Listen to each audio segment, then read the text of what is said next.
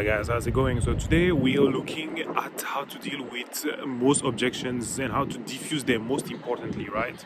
Because what happens is that a lot of people are here when they call, when they get an objection such as, hey, I'm not interested.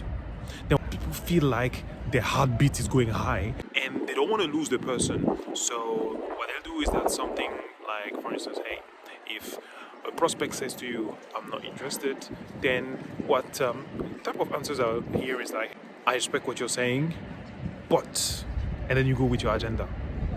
In the end, what we all want is to have that conversation with that prospect because you know truly that it's worth having them hearing your pitch and hearing what is it that you've got to offer. A very simple trick for me that I found very, very useful and that lowers the sales resistance and gets the prospect to be on the same wavelength as I am is by listening, but showing that I'm listening. So for instance, if someone says, well, I'm sorry, but we're already equipped, we don't really have any problems in that area, what you could simply say is to repeat what they've just said. And for me, that's worked wonders. Okay, I get it. So you're already equipped, and hey, if it doesn't make sense to have any novelty in your environment, in your infrastructure, or in terms of product or services, going for someone new, right? Well, then it's not worth having that conversation.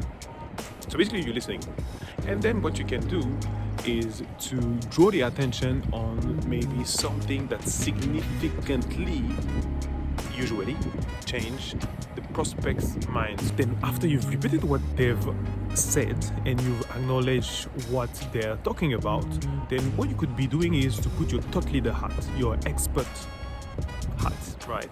And with all the humility you've got, you can basically inform the prospect about some of your beliefs regarding what you're selling.